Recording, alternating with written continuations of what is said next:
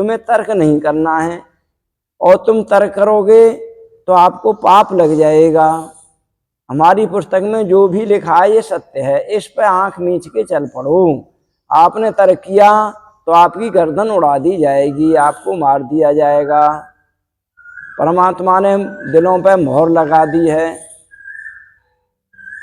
धर्म के मामले में अकल की जरूरत नहीं होती, धर्म में अकल का दखल नहीं होना चाहिए। अपनी बुद्धियों पे ताला लगा करके रखो। ऐसी बातें जहां भी पाई जाएंगी तो वहां तो दुख का भंडार बढ़ता ही चला जाएगा। आम जनता तो सामान्यतः सत्य के जानने के लिए उद्यत हो सकती है, पर जो जितने भी आज धर्मगुरु बैठे हैं ये सत्य जानने के लिए लोगों को उद्यत होने ही नहीं देते, बातों में फंसा के रखते हैं। हमारी बात आपने नहीं मानी तो आपको पाप लग जाएगा, आपने हमारा हमारा मंत्र ले रखा है, अब आप हमारे चेले बन गए हो, आप अब हमें छोड़ के जाओगे तो आपको पाप लगेगा, गुरु को छोड़ने का जो पाप लगता है। इस प्रकार की बातें लोगों ने जो गढ़ के रख दी हैं जनता को मूर्ख बना करने के लिए। अब ये काम बनता है राजा का। जैसे चोरी का दंड दिया जाता है, इसी प्रकार से असत्य बोलने का दंड भी देना चाहिए। मनुस्मृति में साफ साफ वर्णन कर दिया है, झूठ बोलने वाले को ये दंड, जिस जिस अंग से कुचेष्टा करे उस अंग का छेदन राजा को कर देना चाहिए। आज धर्म के मामले में इतना झूठ बोला जा रहा है, धर्म के नाम पर जितना अधर्म आज हो रहा है संसार में, इतना अधर्म कभी नहीं हुआ होगा। अधर्म को ऐसा पेश किया जाता है, इतना मॉडिफाइड करके, इतना लबादा लगा करके अधर्म को पेश धर्म के रूप में पेश किया जा रहा है। ये मतमतांतर हैं, सारे के सारे अधर्म हैं। तो धर्म जानना है तो वेदों को पढ़ें, ऋषियों के बनाए ग्रंथों को पढ़ें, और अपनी आत्मा की प्रीति, जो आज आतंकी मार करके भागते क्यों हैं, यदि उन्हें मारना प्रिय है तो मरना भी तो तना ही प्रिय होना चाहिए। खड़े रहें वहां पर, दूसरे को मार के तुरंत भाग जाते हैं, क्यों? अपने प्राण तो इतने प्रिय और दूसरे प्राण लेने में कोई शंका नहीं हो रही। तो वेदों को पढ़ें, ऋषि मुनियों के ग्रंथों को पढ़ें, और अपने आत्मा को क्या प्रिय है इस पर भी तो विचार करें, तब धर्म की जानकारी होगी, ऐसे धर्म की जानकारी नहीं होगी। और कुछ पूछना चाहते हो तो आप पूछ सकते हो।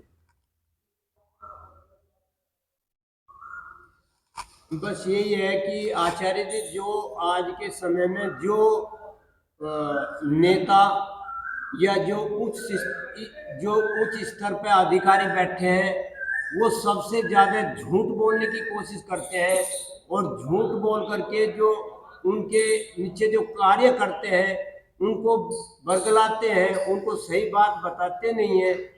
बहुत बड़े पदों पर बैठ करके भी आदमी ऐसी बात बोल देता है जो बिल्कुल निराधारी झूठ होती है, और फिर उसके ऊपर लोग बड़े बड़े विद्वान पे विचार करते हैं।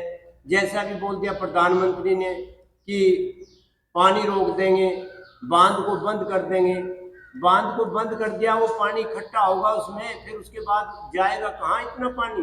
तो ऐसे शीर्ष पे बैठे हुए नेता लोग बातें करते हैं, तो उसका किस तरह से समाधान हो आपके विचारों में? हमारे विचारों में देखो, सबसे पहले सत्य का प्रचार करने की कोशिश करनी चाहिए। ये सत्य है, इस मार्ग पे आओ। ये अविद्या का फैलना कोई आज नई बात नहीं है, ये अविद्या बहुत लंबे समय से, और जब प्रयास नहीं करता आदमी तो अविद्या अपने आप ही आ जाती है। तो ये बहुत पहले भी आई थी, ये वीर विक्रमादित्य के समय में भी इस प्रकार की अविद्या इस भारत में फैल गई थी। शक, हूण और इस प्रकार के बहुत तरह के इस देश में मत पनपने लग रहे थे। तो विक्रमादित्य ने उस समय 3 घोषणाएं की थी। सबसे पहली घोषणा ये थी कि हमारा वेद मत सर्वश्रेष्ठ मत है। जो दूसरों के मत वाले लोग हैं, हमारे पंडितों से, हमारे विद्वानों से अपनी शंकाओं का समाधान कर लें और सब वैदिक धर्मी बन जाएं।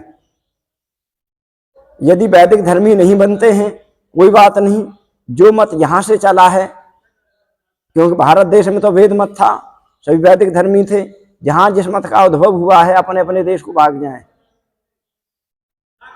यदि अपने देश को नहीं भागते हैं तो मैं तलवार लेकर के आ रहा हूं, या तो वैदिक धर्मी बन जाएं या देश छोड़ के चले जाएं, और ऐसा नहीं होगा तो मैं तलवार लेकर के आता हूं। तो विक्रमादित्य ने एक छत्र पूरे भारत में वैदिक राज्य की स्थापना कर दी। आज जो प्रायशः राजा बनता है वो किसी न किसी मत से प्रेरित होता है। मत से प्रेरित आदमी जब आएगा, क्योंकि वोटों को लेकर के बनता है, तो जिन वोटों ने उसको राजा बनाया है वो उसको बात माननी पड़ती है। सत्य को जानते हुए भी वो इधर उधर भगने झांकने लगता है, सत्य का प्रचार नहीं करता। तो आज इस देश में हो गया है, क्योंकि वेद के जानने वाले बहुत कम लोग रह गए हैं, मत में फंसने वाले लोग हो गए हैं। ये अपने जिनको हम हिंदू कहने लग गए हैं आज, ये सारे आर्य लोग थे। वेदों में इनके लिए आर्य शब्द आया है, हम भूमि अददाम आर्याय, रामायण में आर्य शब्द आया है, गीता में आया है, महाभारत में आया है, उपनिषदों में आया है, सब जगह हमारा आर्य नाम है। और जब से हम हिंदू बने हैं तब से हमने वेदों का पढ़ना बंद कर दिया है, पुराणों में फंस गए हैं और तरह तरह के मतांतरों में फंस गए हैं। और गुरुडम इतना भारत में गुरुडम ऐसा फैल गया है, बिना पढ़े लिखे लोग गुरु बन जाते हैं और एक टोल बना करके इस समाज को आपस में लड़ाने का काम करते हैं। विद्या का प्रचार नहीं करते हैं, वेदों का प्रचार नहीं करते हैं, विज्ञान का प्रचार भी नहीं करते हैं। तो ये राजा का कर्तव्य बनता है कि जो भी आदमी अपनी बात कह रहा है, राजा उस बात की परीक्षा करे, तेरी बात ठीक है कि नहीं। ये नहीं कि हमें बोलने की अभिव्यक्ति की हमें स्वतंत्रता है, बोलने की स्वतंत्रता, व्यक्ति स्वतंत्रता, इसका मतलब ये नहीं है कि आप कुछ भी बोलेंगे, आप झूठ बोलेंगे। झूठ बोलने से देश की बहुत बड़ी हानि होती है और युवा हमारा बड़ा विचलित हो जाता है। तो इसलिए ये कर्तव्य बनता है, जजों का भी कर्तव्य बनता है। हमारे जो जज हैं वो भी इस बात का निर्णय करें, सारे मत की पुस्तकों की इकट्ठी करके उसमें जो छांटें, जो सत्य पाव है उसको एक मत हो जाएं, और जो आपस में लड़ाने वाली बातें हैं या जो झूठ बातें विज्ञान के विरुद्ध बातें जा रही हैं उनको उनके मत के पुस्तकों से निकालें, तो वो या तो ऋषियों के ग्रंथ बन जाएंगे या वेद बन जाएंगे। तो इस पर जो बुद्धिजीवी लोग हैं धर्म की पुस्तकों पर जरूर विचार करके, और ये हम कह देते हैं ना छोटी छोटी बातों पे हमारी एक बात बहुत आ जाती है कि हमारी आस्था का सवाल है, हमारी आस्था बस ठेस पहुंच रही है।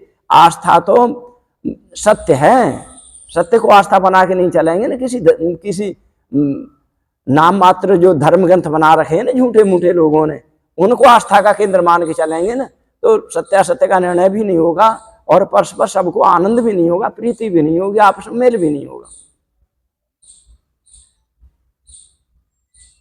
सारी बातों की व्याख्या आचार्य जी ने बहुत ही अच्छे शब्दों में बताई है।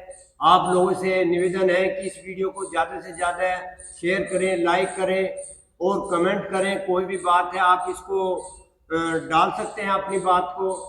और जो ये मतांतर की बात है, कुरान के अंदर भी आयत खुद एक अपने शब्दों में खूब अच्छी तरह से बता रहा है कि ये आयत जो है धर्म के विरुद्ध है। तो ऐसी बातों को बड़े शीर्ष पे जो बैठे हैं उनको देख के पढ़े और जज उसका निर्णय ले। आप लोग इस वीडियो को देखते हैं, आपका बहुत बहुत धन्यवाद।